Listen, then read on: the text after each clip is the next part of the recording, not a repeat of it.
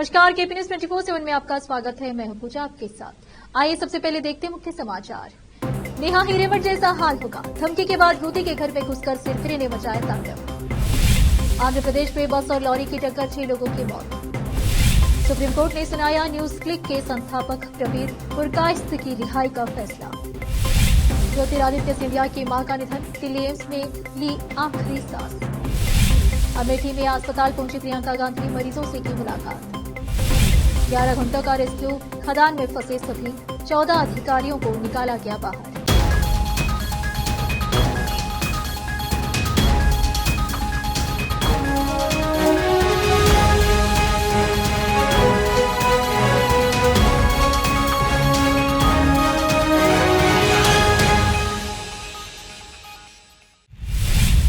अब समाचार विस्तार से। कर्नाटक के हुबली से एक सनक कर देने वाली घटना सामने आई है। यहां बुधवार तड़के एक तरफा प्यार में पागल एक युवक ने एक लड़की के घर में घुसकर उसे चाकू मार दी, जिससे उसकी मौत हो गई। आरोपी ने पहले भी युवती को चेतावनी दी थी कि उसका भी नेहा हिरेमठ जैसा हाल होगा, जिसके हाल ही में हुबली के एक कॉलेज परिसर में निर्दयतापूर्वक चाकू मारकर हत्या कर दी गई थी। पुलिस ने बताया कि आरोपी तड़के 5:30 पर युवती के घर में घुस गया और सो रही पीड़िता पर हमला कर दिया। परिवार के लोगों ने उसे बचाने की कोशिश की, लेकिन वह युवती को मारकर भागने में कामयाब रहा। उस समय युवती की दादी और 2 बहनें घर में मौजूद थी। आरोपी ने युवती को पूरे घर में घसीटा, उसे लात मारी और चाकू से वार किया। इसके बाद उसने उसे रसोई घर में धक्का दिया और फिर चाकू से वार किए। घटना बेंदगेरी थाने के वीरापुर ओनी इलाके की है। मृतक महिला की पहचान अंजलि अंबिगेरा के रूप में हुई है। आरोपी की पहचान विश्वा उर्फ गिरीश के रूप में हुई है। एमसीए के छात्र नेहा हिरेमठ की हत्या के बाद इस तरह की एक और घटना ने शहर को स्तब्ध कर दिया है।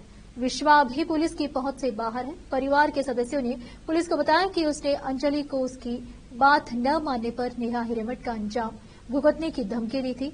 वह अंजलि पर बिना अपने परिवार को बताए उसके साथ मैसूर जाने के लिए ब्लैकमेल कर रहा था। प्राथमिक जांच में पता चला है कि आरोपी का चोरी के मामलों में आपराधिक रिकॉर्ड है। वह बाइक चोर के रूप में जाना जाता है। अंजलि की दादी गंगम्मा ने कुछ दिन पहले पुलिस को आरोपी की धमकियों के बारे में बताया था, लेकिन पुलिस ने शिकायत को गंभीरता से लेने की बजाय उन्हें ज्यादा चिंता न करने की सलाह देते हुए वापस भेज दिया। पालनाडु आंध्र प्रदेश बापटला जिले के चिन्नागंजम से हैदराबाद जा रही एक बस चिल्कालूरीपेट में एक लॉरी से टकरा गई। टक्कर के कारण बस और लॉरी में आग लग गई, जिससे 6 लोगों की मौत हो गई। घायलों को इलाज के लिए गुंटूर ले जाया गया है। चिल्कालूरीपेट ग्रामीण पुलिस स्टेशन। सुप्रीम कोर्ट ने यूपीए मामले में न्यूज क्लिक के संस्थापक और प्रधान संपादक प्रबीर पुरकायस्थ को रिहा करने का आदेश दिया है। सुप्रीम कोर्ट का मानना है कि न्यूज क्लिक संस्थापक की गिरफ्तारी और उसके बाद रिमांड अवैध थी। सुप्रीम कोर्ट का कहना है कि रिमांड से पहले उन्हें या उनके वकील को गिरफ्तारी के आधार नहीं बताए गए थे। बता दें कि न्यूज क्लिक के संस्थापक प्रबीर पुरकायस्थ को बीते साल 3 अक्टूबर को यूपीए के तहत गिरफ्तार किया गया। अब फिलहाल लेते एक छोटा सा ब्रेक।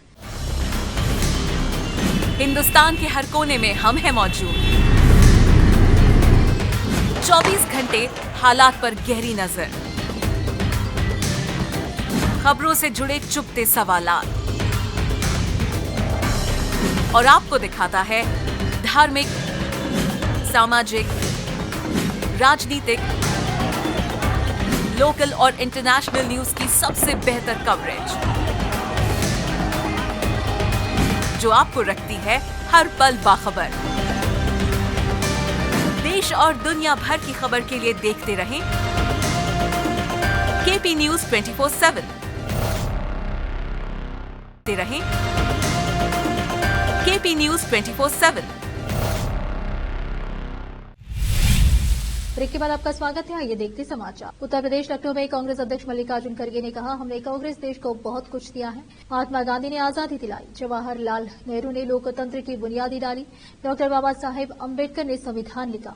ये लोग भाजपा इसे बदलने की कोशिश कर रहे हैं। हम ये नहीं कहते कि हमारे पास इसे साबित करने के लिए कोई सबूत नहीं है। पहली बार आरएसएस के नेता मोहन भागवत ने कहा था कि अगर हम आएंगे तो हम संविधान में बदलाव लाएंगे। उत्तर प्रदेश में तो भाजपा नेता संविधान बदलने की बातें करते ही रहते हैं और मुझे हैरानी होती है कि पीएम मोदी इस पर चुप बैठे रहते हैं। ये देश संविधान और लोकतंत्र को बचाने का विषय है। केंद्रीय मंत्री ज्योतिरादित्य सिंधिया की मां माधवी राजे का निधन हो गया है। बता दें कि ज्योतिरादित्य सिंधिया की मां माधवी राजे बीमार चल रही थी। उनका दिल्ली एम्स में इलाज चल रहा था। माधवी राजे ने बुधवार को दिल्ली के एम्स में सुबह 9:28 पर अंतिम सांस ली। जानकारी के मुताबिक वह निमोनिया के साथ साथ सेप्सिस से भी पीड़ित थी और पिछले कुछ दिनों से वेंटिलेटर पर थी। यूपी में कांग्रेस का गढ़ कही जाने वाली सीट अमेठी और रायबरेली की कमान इन दिनों कांग्रेस महासचिव प्रियंका गांधी के हाथों में। इस दौरान कांग्रेस महासचिव लगातार छोटी छोटी जनसभा के जरिए पार्टी का जनाधार मजबूत करने में जुटी है। इस कड़ी में उन्होंने मंगलवार को अमेठी के एक अस्पताल का दौरा किया। यहां उन्होंने अस्पताल में भर्ती मरीजों से बातचीत भी की और उनका हाल चाल जाना। हालांकि अब प्रियंका गांधी के अस्पताल दौरे का वीडियो सोशल मीडिया पर वायरल हो रहा है। बता दें कि रायबरेली से पूर्व कांग्रेस अध्यक्ष राहुल गांधी को पार्टी ने उम्मीदवार बनाया है। वहीं अमेठी सीट से पार्टी की पुराने वफादार केएल शर्मा को चुनावी मैदान में उतारा है। खास बात यह है कि इन दोनों सीटों पर कांग्रेस के साथ अखिलेश यादव की समाजवादी पार्टी भी पूरा जोर लगा रही है। इन सीटों पर 20 मई को मतदान होगा। चारधाम यात्रा को 2024 में शुरू हुए फिलहाल 5 ही दिन हुए हैं, लेकिन जाने वालों का हुजुम केदारनाथ के कपाट खुलने के साथ ही लगना शुरू हो गया है।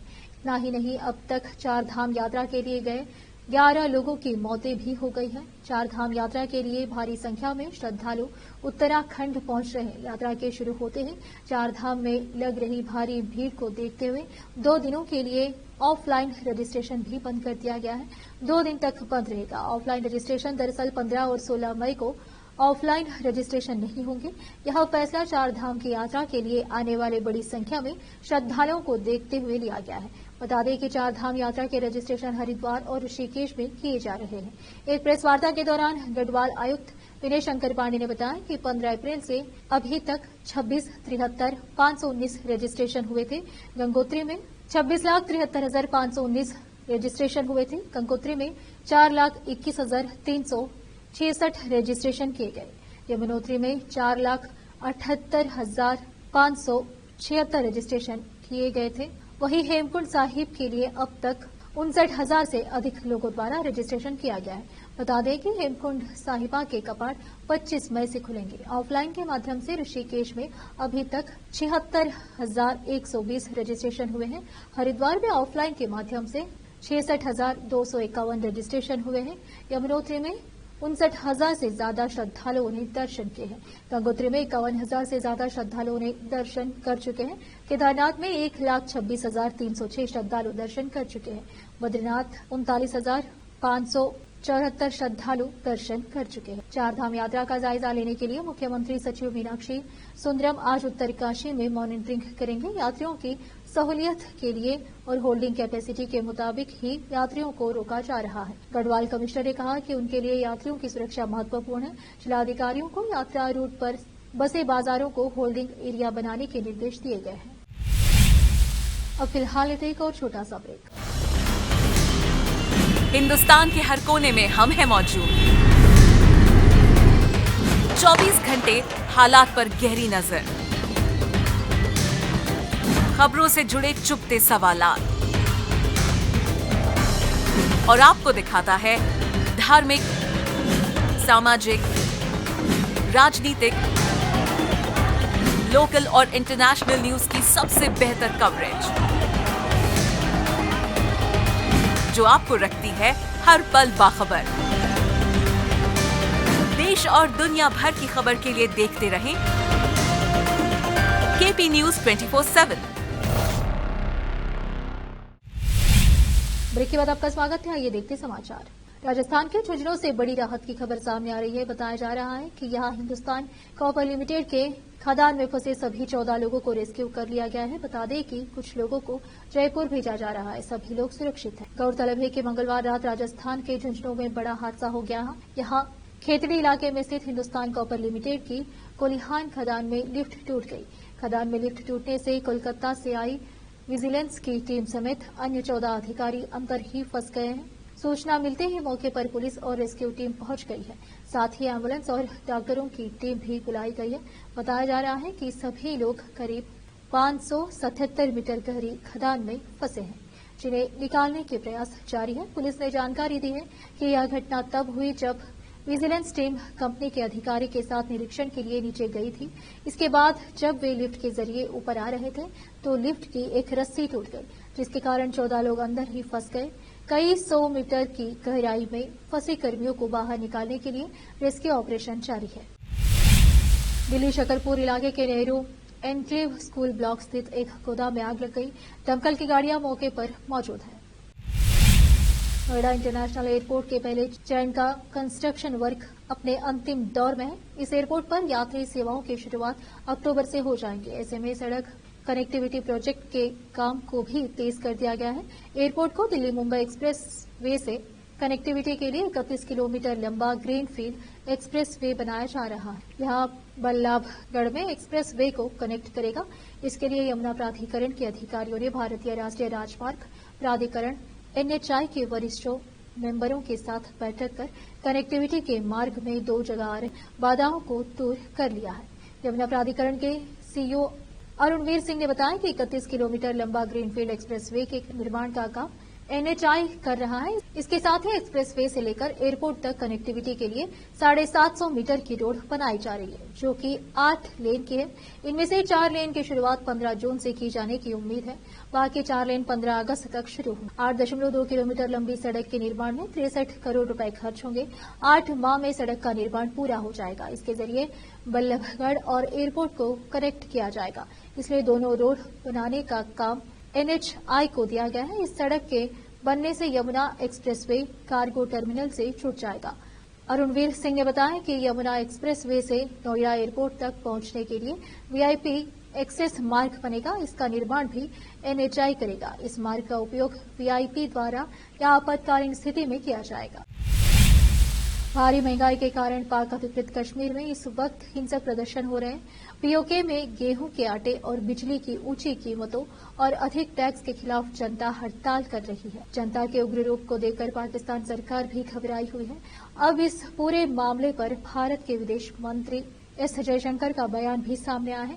विदेश मंत्री जयशंकर ने कहा है कि POK के लोग अपनी स्थिति की तुलना जम्मू कश्मीर से कर रहे होंगे, क्योंकि भारत ने केंद्र शासित प्रदेश जम्मू कश्मीर में काफी विकास किया है। इसके साथ ही जयशंकर ने और भी कई जरूरी टिप्पणियां भी की है।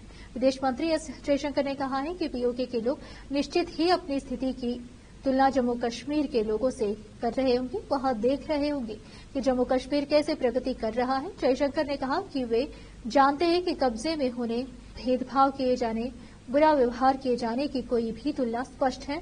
उनके दिमाग में ऐसी कोई भी तुलना घर कर जाएगी। आखिर में फिर एक बार नजर डालते हैं मुख्य समाचारों पर। नेहा हिरेमठ जैसा हाल होगा, धमकी के बाद युवती के घर में घुसकर सिरफिरे ने मचाया तांडव। आंध्र प्रदेश में बस और लॉरी की टक्कर, 6 लोगों की मौत। सुप्रीम कोर्ट ने सुनाया न्यूज क्लिक के संस्थापक प्रवीर पुरकायस्थ की रिहाई का फैसला। ज्योतिरादित्य सिंधिया की मां का निधन, दिल्ली एम्स में ली आखिरी सांस। अमेठी में अस्पताल पहुंची प्रियंका गांधी, मरीजों से की मुलाकात। 11 घंटों का रेस्क्यू, खदान में फंसे सभी 14 अधिकारियों को निकाला गया बाहर।